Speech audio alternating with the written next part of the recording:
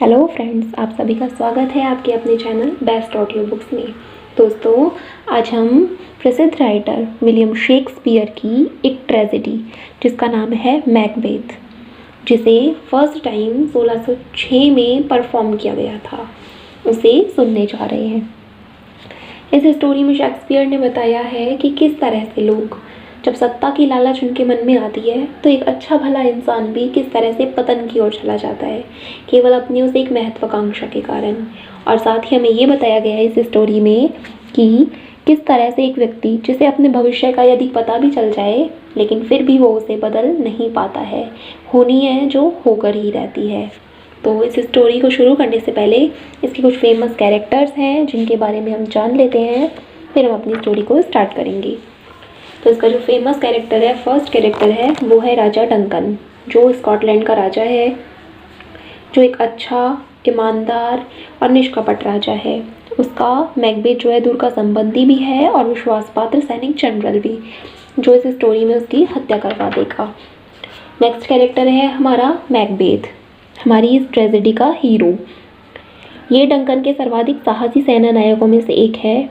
उसमें विचेस की भविष्यवाणी करने के कारण स्कॉटलैंड के राजा बनने की महत्वाकांक्षा उत्पन्न होती है, जिसके कारण स्टोरी में उसे विलन का रूप दे दिया जाता है और बाद में वो डंकन की हत्या करवाता है। और इसके बाद रास्ते में जो भी बाधाएं आती हैं, जो भी लोग उसके बारे में सच बताना चाहते हैं, उनकी भी ये हत्या करवा देता है। नेक्स्ट कैरेक्टर है हमारा लेडी मैकबेथ, जो अपने पति के समान ही महत्वाकांक्षी है। जब उसे विचेस की भविष्यवाणी के बारे में पता चलता है तो वो मैकबेथ का पूरी तरह से साथ देती है कि वो राजा डंकन की हत्या करे। मैकबेथ जो थोड़ा सा भी कंफ्यूज होता है कि इसका परिणाम क्या होगा, तो लेडी मैकबेथ अपनी बातों से उसे दृढ़ निश्चय में बदल देती है।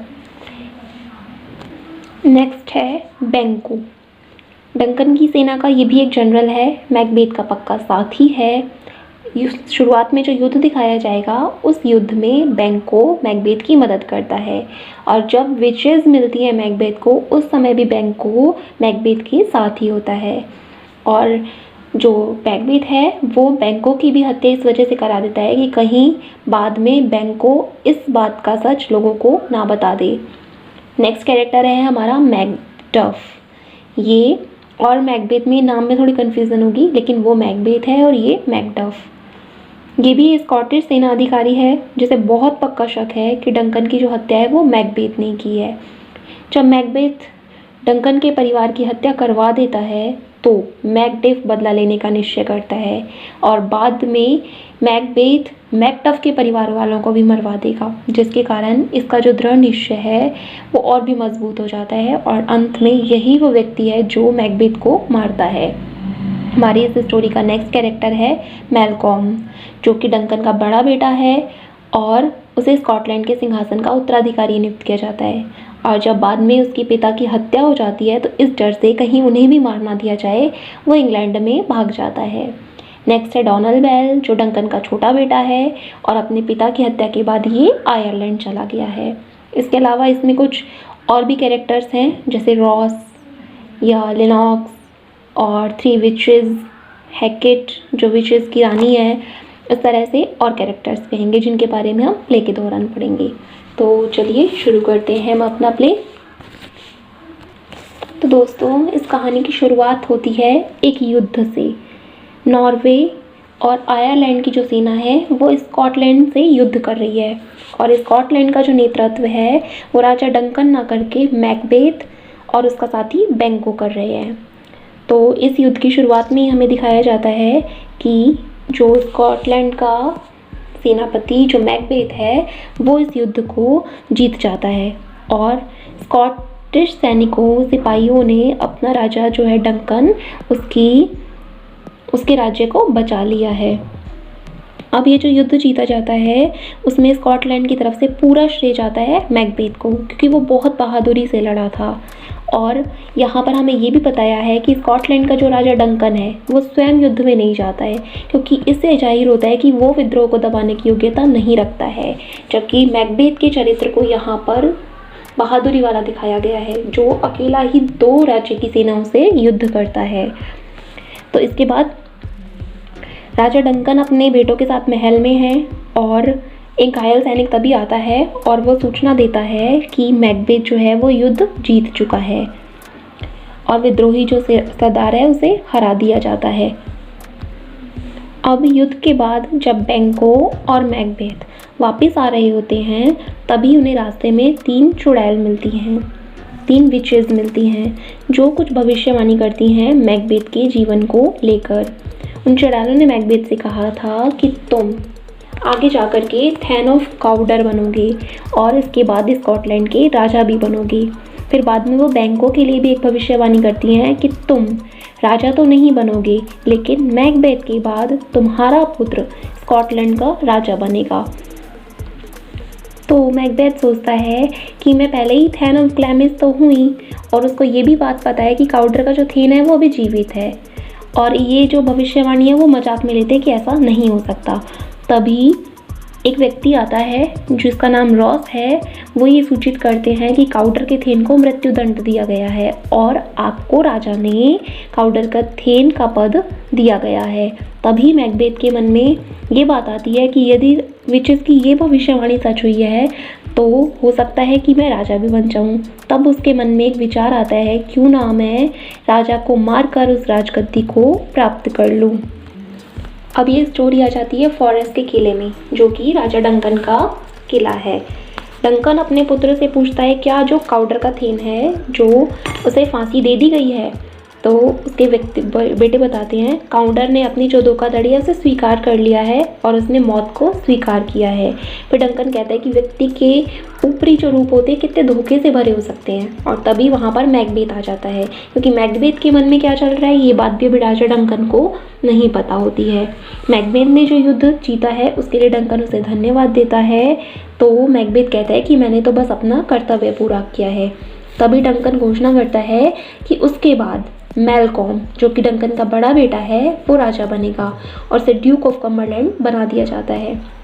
मैकबेथ अब तुरंत ये बात समझ चुका है कि उसके मन में जो राजा बनने की इच्छा थी वो अब पूरी नहीं हो पाएगी। तो वो सोचता है कि इस तरह से तो डायनो की जो भविष्यवाणी है वो भी अधूरी रह जाएगी। तो उसके मन में राजा को मारने की इच्छा आ जाती है। इधर अब लेडी मैकबेथ जिसको अपने पति से प्राप्त हुआ है पत्र, वो इन्वर्नेस के महल में है। ये इन्वर्नेस मैकबेथ का किला है। इस पत्र में मैकबेथ ने डायनो से अपनी मुलाकात के बारे में बताया है। वह मैकबेथ के गुणों से और उसकी महत्वाकांक्षा से बारे में सोचने लगती है कि ये व्यक्ति तो राजा डंकन को मारेगा नहीं, तो मुझे ही कुछ करना पड़ेगा। यानी वो इतने दृढ़ निश्चय है कि जैसे ही उस बात का पता चलता है कि मैकबेथ राजा बन सकता है तो वो उसको मारने के लिए पूरी तरह से प्लानिंग अपने मन में सोचने लग जाती है। तभी एक संदेशवाहक जो है दूत आकर सूचना देता है कि राजा डंकन मैकबेथ के किले में आ रहे हैं। अब लेडी मैकबेथ ने एकदम फिक्स कर लिया है कि ये राजा जो यहाँ पर जीवित तो आ रहा है लेकिन ये जीवित वापस नहीं जाना चाहिए। कुछ ही देर बाद लेडी मैकबेथ का पति वो भी आ जाता है और वो आगे की प्लानिंग कर लेते हैं। इसमें हमें फर्स्ट टाइम लेडी मैकबेथ मिली है जिसको देखते ही हमें पता चलता है कि वो किस तरह की है। मतलब वो मैकबेथ का जो भाग्य निर्माण है इसमें लेडी मैकबेथ की बहुत ज़्यादा भूमिका है। यदि शायद मैकबेथ अकेला होता तो वो राज्य की लालच में हत्या करने का कार्य है इसे कर नहीं पाता, वो थोड़ा कमज़ोर है। लेकिन लेडी मैकबेथ में इतना आत्मविश्वास है, उद्देश्य के प्रति दृढ़ता है कि वो अपनी बातों से मैकबेथ को मना लेती है। इस तरह से 3 विचेस तो हमें पहले ही दिखाई गई हैं, तो ये महल में रहकर भी एक विच का कार्य कर रही है। इसके बाद जो राजा डंकन है वो अपने पुत्रों, अपने मंत्रियों, अपने सेवकों के साथ डंकन मैकबेथ के किले के बाहर खड़ा है। राजा और बेंको दोनों ही इस बात से सहमत है कि यहाँ पर जो किले के बाहर जो शांति है वो बहुत ही अच्छी है और यहाँ पर सुखकारी हवा बह रही है। तभी लेडी मैकबेथ उनके स्वागत के लिए आती है और वो राजा का अभिवादन ऐसे करती है जैसे मानो उनके परिवार की सदस्य है या फिर वो उनके प्रति बहुत ज़्यादा निष्ठा रखती है। लेकिन उस समय उसके मन में राजा की हत्या के बारे में चल रहा होता है। डंकन फिर मैकबेथ से मिलने के लिए आतुर होता है तो वो कहता है कि मुझे मैकबेथ से मिलना है तो हम अंदर चलते हैं। लेडी मैकबेथ से आग्रह करता है कि वो उसे मैकबेथ के पास लेकर के जाए। अब महल में डंकन और उसके साथियों के स्वागत के लिए मैकबेथ के द्वारा एक भोज दिया जाता है जो कि चल रहा होता है। लेकिन मैकबेथ भोजन से उठकर आता है और एक और खड़ा हो जाता है। वो सोच रहा है कि किस प्रकार से मैं इस हत्या के कार्य को अंजाम दूँ। उसे थोड़ा सा डर लग रहा है कि आगे क्या परिणाम होंगे, क्या मैं ये कर भी पाऊँगा या नहीं कर पाऊँगा। तभी उसी समय मालेडी मैकबेथ आती है और वो उसको ये बात समझाने में सफल हो जाती है कि हम मिलकर राजा की हत्या कर सकते हैं और इसके बाद तुम यहाँ के राजा बन सकते हो। भोज होने के बाद राजा डंकन अपने रूम में जाकर के सो जाता है। काफ़ी रात हो चुकी है तो बैंको जो है वो राजा के पास सोने के समय तक था और वो अभी बरामदे में ही घूम रहा होता है। उसका जो बेटा है फ्लियंस वो भी उसके साथ ही होता है। वो कहता है कि उसे नींद नहीं आ रही है, उससे कुछ बेचैनी हो रही है। और तभी यह जानकर आश्चर्य होता है कि मैकबेथ जिसके साथ एक नौकर भी है वो वहाँ रोशनी लिए हुए आता है। वो भी अभी तक सोया नहीं है। वो आपस में मिलकर कुछ टाइम के लिए उन डायनों की भविष्यवाणी के बारे में बातचीत करते हैं। फिर उसके बाद बैंको और फ्लियंस वहाँ से चले जाते हैं। मैकबेथ एक नौकर से कहता है कि वह जाकर लेडी मैकबेथ को बता दे कि जब मेरी शराब बनकर तैयार हो जाए तो मुझे घंटी बजाकर सूचित कर दे। वास्तव में ये जो घंटी की सूचना है ये उस समय का संकेत होगा जब राजा की हत्या की जाएगी। अब उस बरामदे में मैकबेथ अकेला है तो उसे हवा में खंजर दिखाई देता है जो कि शायद उसके मन में ये विचार आ रहा है कि अभी राजा की हत्या होने वाली है। तभी घंटी बजती है और जो मैकबेथ है वो डंकन के शयन कक्ष की ओर चला जाता है। अब इस प्ले में लेडी मैकबेथ को प्रवेश करते हुए दिखाया जाता है। तो यहाँ पर हम कल्पना कर सकते हैं कि इस समय जो मैकबेथ है वो राजा की हत्या करने के लिए जा चुका है। राजा के 2 सेवकों की शराब में नशीली दवाई मिला दी जाती है ताकि उन्हें पता ना चले इस बारे में। राजा के सेवक राजा के शयन कक्ष के बाहर ही अभी खड़े होते हैं। तभी मैकबेथ के मुंह से एक चिल्लाहट निकलती है। तो जो लेडी मैकबेथ होती है वो डर जाती है कि इस चीख से तो लोग सतर्क हो जाएंगे और जाग जाएंगे और हमारी हत्या का जो काम है वो असफल रह जाता है। लेकिन तभी वहाँ मैकबेथ आता है और वो बताता है कि उसने राजा की हत्या कर दी है। उसके हाथों पर खून लगा हुआ होता है और उसके कपड़ों पर भी। तो वो ये बोलता है लेडी मैकबेथ से कि वो इस खंजर को उन सेवकों के पास रख के आना भूल गया है। तो जो लेडी मैकबेथ होती है वो तुरंत उससे खंजर लेती है और उस जगह पर राजा के जो बॉडीगार्ड है जो सेवक है वहाँ पर खंजर रख करके आ जाती है। तभी दरवाजे का खटखटाना शुरू हो जाता है और लेडी मैकबेथ कहती है कि तुम फटाफट से हाथ मुँह धो लो और रात्रि पोशाक पहन लो ताकि सबको लगे कि तुम सो रहे थे। दरवाजे पर खटखट जारी रहती है। कुछ ही देर में वहाँ पर मैकडफ और लिनॉक्स प्रवेश करते हैं। पिछली रात से पहले राजा ने उन्हें सुबह आकर जल्दी उठने के लिए कहा था, यानी राजा ने कहा था कि तुम सुबह जल्दी आना और मुझे उठा देना। तो मैकबेथ प्रवेश करता है और कुछ बातचीत करने के बाद मैकडेफ राजा को जगाने के लिए चला जाता है। और जैसे ही वो राजा के शयन कक्ष के अंदर जाता है तो तुरंत वापस आता है और चिल्लाता है किसी ने राजा की हत्या कर दी है। ये सूचना देता है और तभी खतरे की घंटी बजा दी जाती है। लेडी मैकबेथ वहाँ पर दौड़कर आती है मानो जैसे वो घंटी की आवाज़ सुनकर आई हो। बड़े बड़े मंत्री ये सभी लोग राजा के मृत शरीर को देखने के लिए रूम में जाते हैं और तभी ये बात मैलकॉम और डॉनेल बेल को भी पता चलती है तो वो भी वहाँ पर आते हैं। मैकबेथ जो है गुस्से में आकर के वहाँ पर जो 2 बॉडीगार्ड होते हैं उन्हें मार डालता है और ये बताने की कोशिश करता है कि मुझे गुस्सा आ रहा था जिनकी वजह से ये मारा गया। मेनली तो वो कोशिश करता है कि मेरे द्वारा जो राजा की हत्या की गई है इसका प्रूफ किसी को भी ना मिले। मैकबेथ जो होती है वो बेहोशी का नाटक करने लग जाती है और तभी सभी लोग मिलकर कि ये बनाते हैं कि हम सब अभी थोड़ी देर में हॉल में मिलेंगे।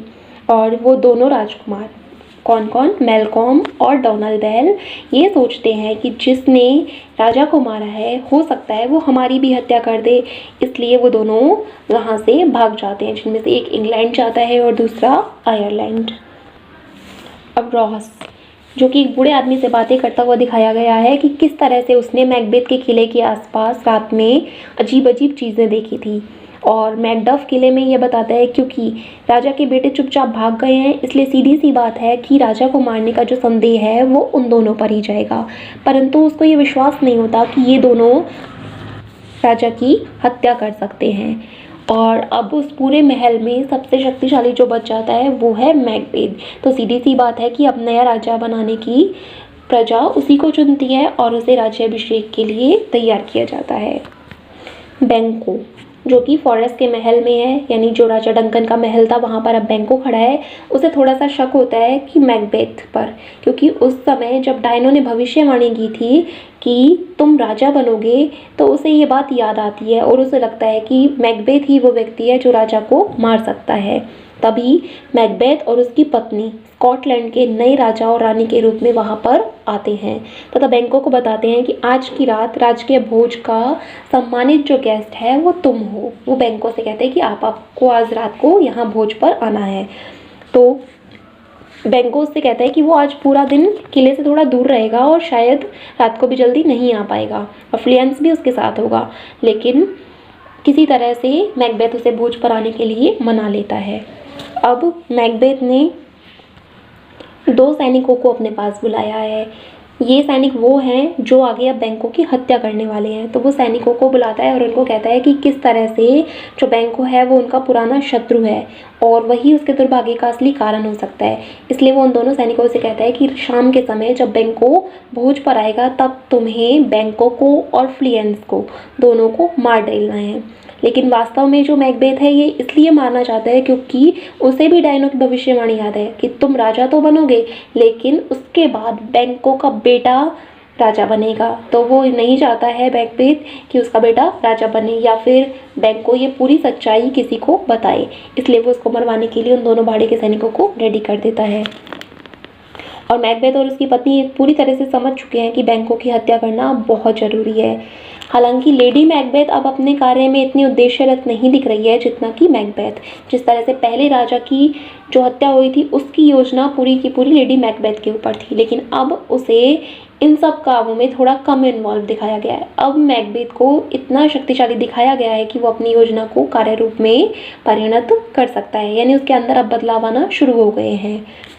संध्या काल का समय होता है, वो दोनों सैनिक वहाँ पर छिपकर खड़े होते हैं और बैंको और फ्लियंस के आने का इंतज़ार कर रहे होते हैं। तभी घोड़ों के आने की आवाज़ सुनाई देती है और वे बैंको की आवाज़ को सुनते हैं जो घोड़े से उतरकर किले के दरवाजे तक पैदल जाने के लिए आ रहा होता है।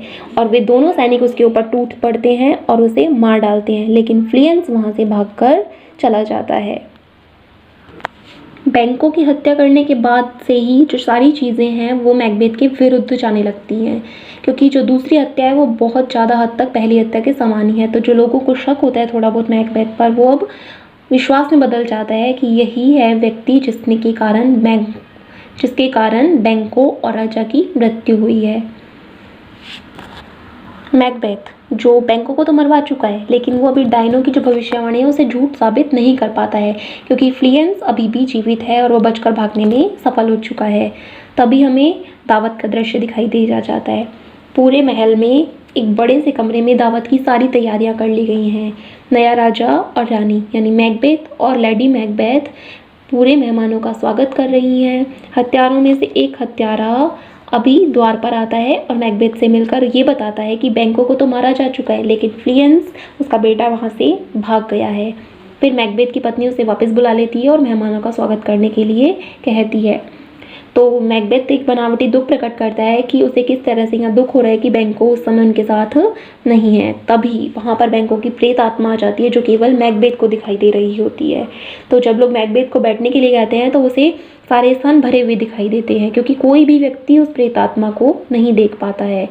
तब वो भयग्रस्त मैकबेथ प्रेतात्मा को संबाधित करता है, तो वो सोचते हैं कि इसको किसी प्रकार का दौरा आ रहा है। तो लेडी मैकबेथ उसकी इन हरकतों से समझ जाती है कि इसको कुछ ना कुछ अजीब दिख रहा है, तो वो लोगों से माफ़ी मांगती है और तभी वो प्रेतात्मा गायब हो जाती है। फिर वो सभी लोग मिलकर के बैंको के स्वास्थ्य की कामना करते हैं और वो प्रेतात्मा एक बार फिर से प्रकट होती है। तो अभी मैकबेथ इतना ज़्यादा डर चुका है उस प्रेतात्मा को देख करके कि वो बहुत अजीब हरकतें करना शुरू कर देता है। तो लेडी मैकबेथ को पता चल जाता है कि अभी ये दावत का कार्यक्रम आगे नहीं चल पाएगा, तो वो मेहमानों से माफ़ी मांगती है और उन्हें वहाँ से जाने के लिए कह देती है। लेकिन इन सभी चीज़ों के दौरान में मैकडफ राजा को पूरी तरह से नोटिस कर रहा होता है और उसे ये पता चल जाता है कि यही वो व्यक्ति है जिसने इन दोनों की हत्या की है। अब मैकबेथ एक बार फिर से योजना बनाता है कि वो उन तीनों डायनों से फिर से मिलेगा और अपने आगे के भविष्य के बारे में जानेगा। अब यहाँ हमें तीनों डायनों के साथ साथ उनकी रानी हैकेट को भी दिखाया जाता है, क्योंकि अब उनका जो उद्देश्य है वो पूरी तरह से मैकबेथ का सर्वनाश करना ही होता है। मैकबेथ उन तीनों विशेष से मिलता है और उन्हें अपने भविष्य के बारे में बताने के लिए कहता है। तो जो डायने हैं वो जब मैकबेथ की भविष्य के बारे में बताती हैं तो वो प्रेतात्माओं को प्रस्तुत करती हैं। तो उसमें से पहली जो प्रेतात्मा होती है वो हथियार लिए हुए एक सिर के रूप में होती है, जिसका मीन्स होता है कि मैकबेथ को मैकडफ से सावधान रहना चाहिए। इस विषय में जब मैकबेथ और जानना चाहता है परंतु प्रेतात्मा उसकी बातें नहीं मानती हैं। तभी एक दूसरी प्रेतात्मा एक बच्चे के रूप में खून से लथपथ है। वो कहती है कि मैकबेथ को किसी भी ऐसे व्यक्ति से डरने की आवश्यकता नहीं है जो एक माँ की कोख से जन्मा है। तभी तीसरी आत्मा आती है जो एक ऐसे बच्चे के रूप में है जो हाथों में एक पेड़ की टहनी को लिए हुए है, और वो कहती है कि मैकबेथ तब तक नहीं हार सकता जब तक कि बर्नम का जंगल डंसिनेन की पहाड़ी तक चल करके नहीं आ जाता। मैकबेथ अभी संतुष्ट नहीं होता तो वो और जानना चाहता है क्या उसके बच्चे राज्य के उत्तराधिकारी ना होकर बैंकों के बच्चे भविष्य में स्कॉटलैंड के राजा बनेंगे। तब वहाँ पर 8 राजाओं को दिखाया जाता है, जिनमें से अंतिम राजा जो होता है वो शीशा लेकर खड़ा होता है, जिसमें अन्य राजा दिखाए जाते हैं और उनके पीछे बैंकों की प्रेतात्मा होती है। इसका मतलब होता है कि ये स्कॉटलैंड के भविष्य के राजाओं के प्रतीक हैं जो बैंकों के उत्तराधिकारी हैं। और ऐसा कहकर के वो सारी डायनें अदृश्य हो जाती हैं। मैकबेथ लिनेक्स को कुछ दूर खड़ा इंतजार कर रहा होता है। वो बुलाता है तो लिनेक्स उसे कहता है कि मैकडफ इंग्लैंड चला गया है और मैकबेथ आगे से ऐसे कोई कार्य नहीं करे जिससे कि बुरा शक उसके ऊपर आ जाए। तो वो जो मैकबेथ होता है वो निश्चय करता है कि वो मैकडफ के परिवार को, जिसे वो स्कॉटलैंड में ही छोड़कर इंग्लैंड गया है, उसे वो मार डालेगा। अब हमें यहाँ लेनॉक्स और एक लार्ड को आपस में बातें करते हुए दिखाया गया है। उनकी बातों से हमें पता चलता है कि मैलकॉम और मैकडफ इंग्लैंड चले गए हैं ताकि मैकबेथ के खिलाफ जो है अंग्रेजी सेनाओं का वो सहयोग आपस में मिलकर प्राप्त कर सकें।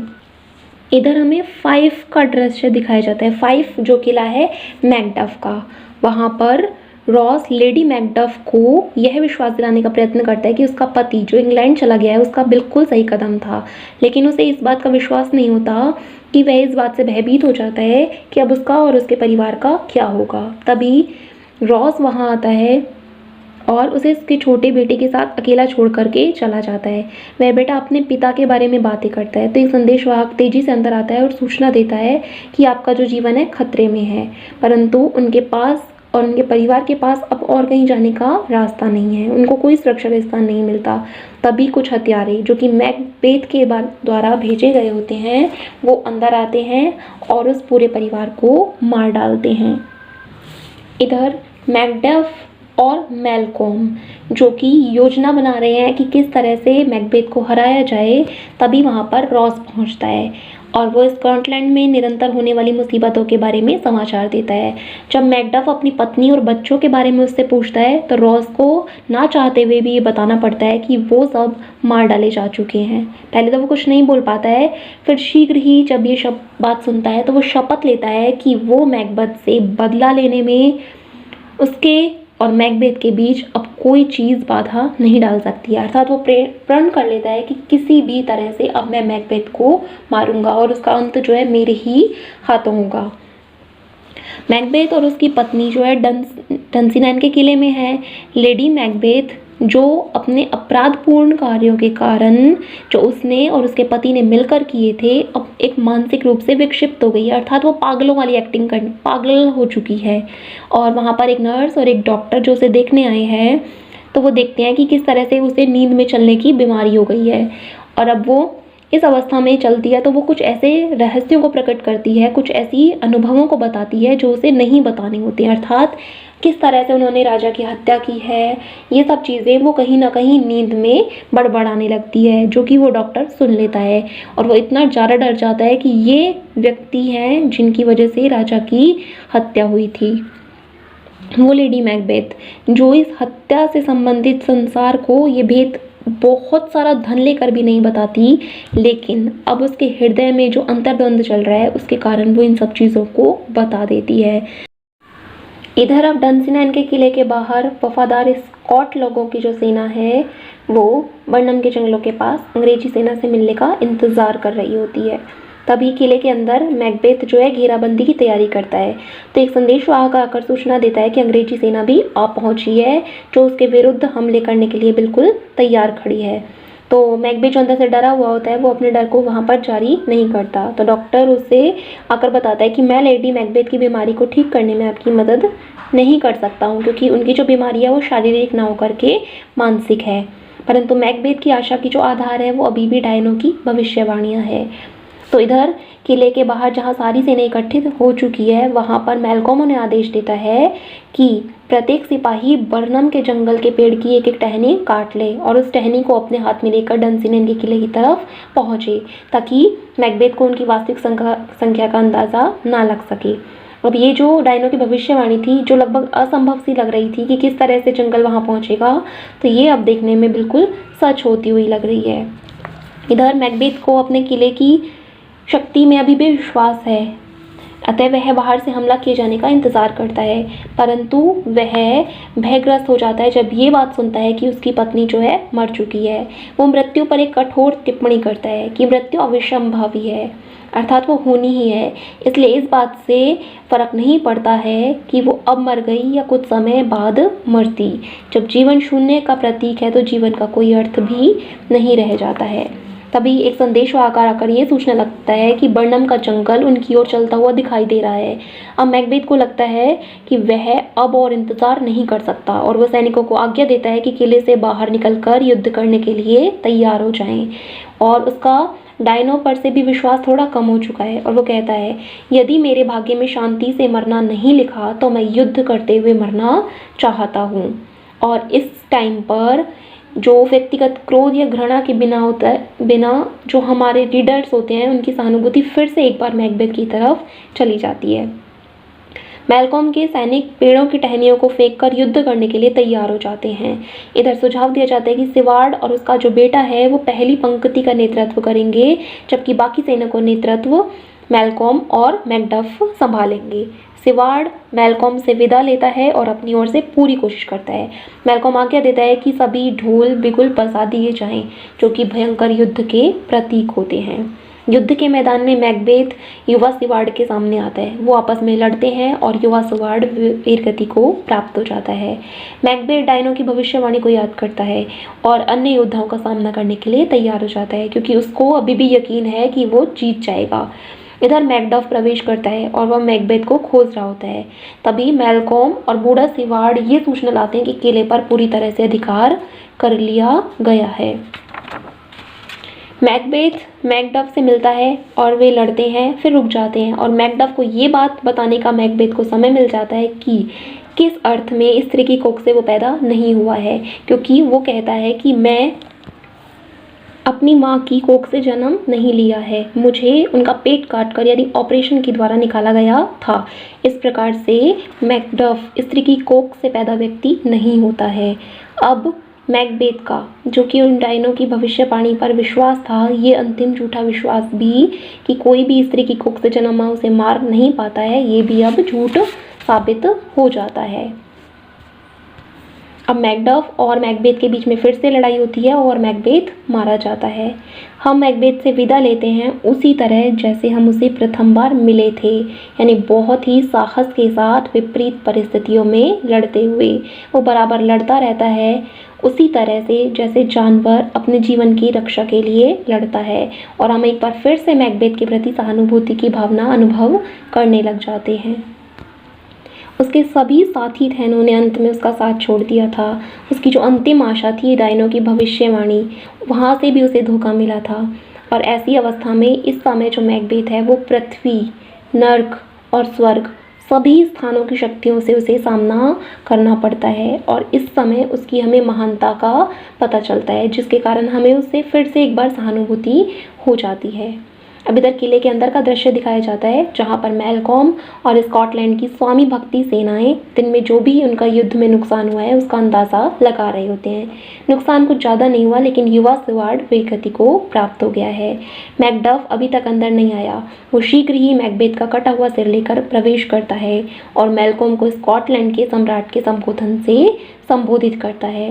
मैलकॉम भी अपने साथी संबंधियों थैनों को अर्ल के पद यानी उच्च पद प्रदान करता है और मैकबेथ का साथ लेने वालों का बदला लेने का प्रण करता है और अपने सभी साथियों को अपने राज्याभिषेक में आमंत्रित करता है। तो इस तरह से हमारी ये कहानी आज समाप्त होती है। अगर आपको ये कहानी पसंद आई है तो प्लीज़ इसे लाइक कर दीजिएगा, और अगर आपका कोई दोस्त इसे सुनने के लिए चाहता है या सुनना पसंद करता है इस तरह की स्टोरीज़, तो उसके साथ शेयर भी कर दीजिएगा। थैंक्स।